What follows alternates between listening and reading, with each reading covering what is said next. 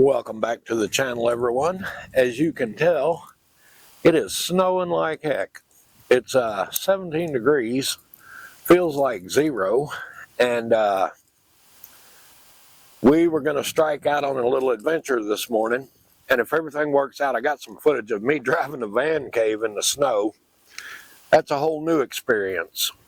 I had to run out here to some friends of mine's house to pick up a little something they got me, and I'll show you that later in the video. They're one of my #1 supporters. They're good folks. But I'll show you what we got later. But when I got out here, I thought, you know, we're supposed to get up to 9 inches of snow. So wherever I go, I'm not going to come back. Not in the next day or so anyway, not in this. So I am down here at my wife's camper on the beautiful Cedar River, which it's closed up for the winter. There's no water or anything like that. But that's it. But, wow, that's how my thing keeps getting unscrewed, I guess. We'll go over there and take a look at the river here in just a little bit, depending on whatever. But right now I'm going to finish this coffee, get the snow off the camera, and maybe fix me a snack. I don't know. But we're going to see how the snow plays out anyway. All right, get back with you in a little bit. All right, folks, there's a look at the river. And as you can tell, it is a regular damn winter wonderland out here. And the wind's supposed to get worse, they said. I don't know. We'll find out. But we're going to do all we can do. I'm just anxious to see if we get this 9 inches of snow and whether I made the right decision or not. That van's not the most nimble thing there is on the snow. I learned that driving out here, which is probably only 5 miles from the house, maybe a little over. Sounded like Mr. Plow going by there. Let's see if I can get him on camera. He might have stopped over there. He's on a side-by-side plowing, which is probably a good thing if I'm ever leaving here. He must have stopped somewhere. I think he's over there plowing a driveway. Anyway, this is what we're up against. Let me see if I can get that sun. I don't know. Wow, where did it go? That is what we're looking at for a sun today. I don't think it's going to get any better. All right, guys, I'll get back with you in a minute.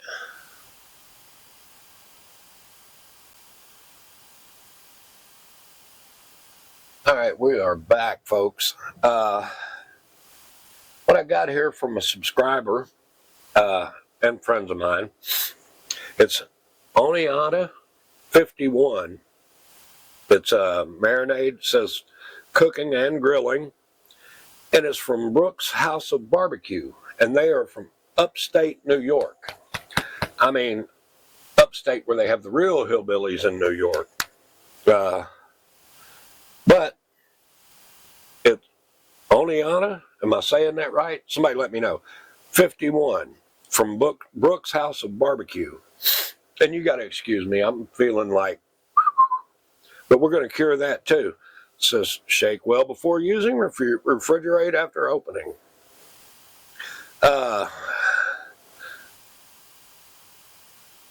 Wow, cube chicken and marinade, then refrigerate for 2 days, shake or stir to maximize flavor, serve on a bun or separately. All right, well, we're on to something here. It was founded in 1951 in Oneonta, New York. Brooks House of Barbecue proudly serves Oniata 51 Spy Dive marinade every day. Honored as a James Beard American Classic Award winner, Brooks is a must-stop for any barbecue adventurer. Thanks, Kim and Eric. And we do have some chicken breast. I'm not going to cut it up, which, I don't know, maybe I should. I don't know. But I'm going to get them in the marinade. And this was frozen, much like everything else in my van. But we're going to get it in here. And I don't think there's any specific amount. So we're going to use plenty. And hopefully the wind and the snow and man, that's got some, oh wow, you ought to smell that, folks. That ought to be plenty. And it does say refrigerate after opening. Luckily, we got a refrigerator right here.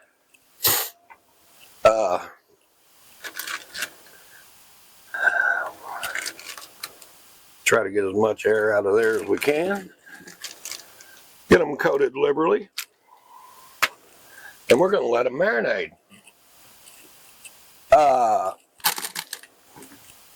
Man, I need to get them to set flatter in there. They're crushing my pizza. Oh, there's a beer in the way. We can take care of that. But, there we go. Maybe. Lasagna. My buddy also gave me that to make sure I didn't go hungry. I've got more food than I can eat in 3 days, but I'm going to try my best. And our next little recipe, excuse me,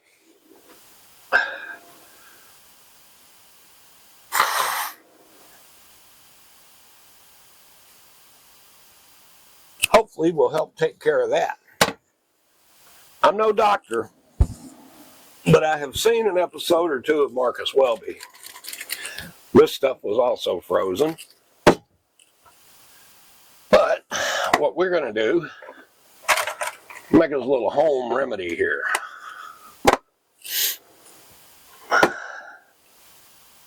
I'm thinking that ought to do the trick.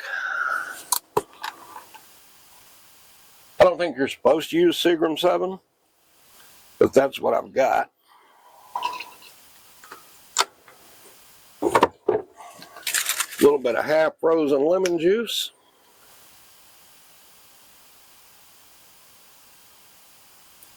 I don't know, that's where it quit squirting, so that ought to be plenty. Chicken fat. That is probably not good, folks. Then, some homemade honey. Or not homemade, the bees did it.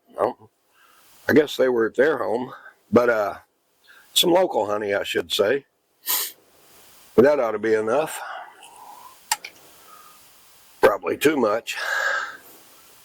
But we'll find out. This thing is about out of fuel. And I was in a Walmart the other day, well, my last trip out, and they had some of these canisters on clearance. Well, you know me, I'm too smart for that. I knew I had plenty of them in here. Well, guess what? This is the last one. The other ones down there are actually empty. I was saving them because I was going to get an adapter where you could refill them with just straight butane, because it will work a little better in this kind of weather. But I didn't get the adapter. Ooh. Should have used something besides a plastic spoon, I guess. So anyway, this is about out, which I got plenty of ways to cook. I got my 2-burner Coleman stove. I got my 1-burner LP stove over here. Or not LP, what is that? Butane stove. So we're not out of ways to cook. Well, not to mention fire. And I don't think that's needs to come to a boil. I think we just warm it up and let it cool off enough it don't burn my little lips. But it did melt the honey. That's what we were after. All right, guys. I'm going to take this down my goozle, and then we'll get back with you and see if it works here in just a little bit. Hopefully about the time we get a fire going or something where we can cook that chicken tonight. But I'm going to sit around here and get better, and I'll get back with you in a little bit.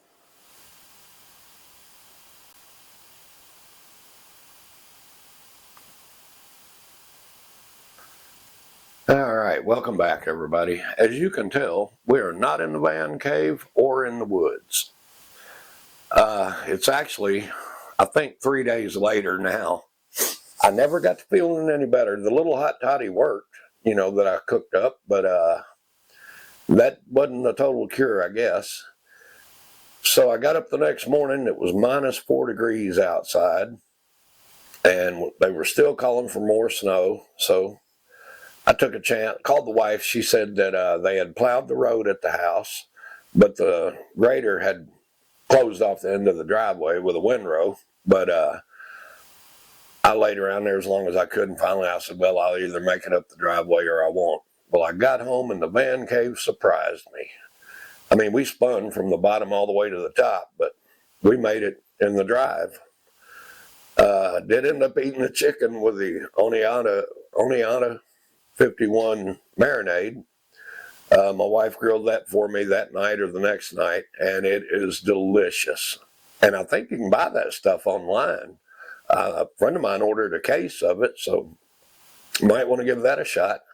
But I know this video is not very exciting, but we're going to try to make the next one a little better. And it's, well, tonight I think we're getting 2 more inches of snow. But at least we know we can get out in the van cave now. The step van will move in the snow. I think you just got to be a little selective on how brave you are. But thanks for watching. If you get a chance, hit that subscribe and the little notification bell. Hit the like. Hit all that stuff. Every bit of it helps. And in case you're wondering, it's been almost a month. Well, actually today it has been a month that my channel's been monetized. I've got $30 and some change in there. Of course, they won't pay you unless there's $100 in there at the end of the month. But anyway, we're working on it, folks. Definitely not paying for the gas, but got to do something for fun. Thanks for watching, guys.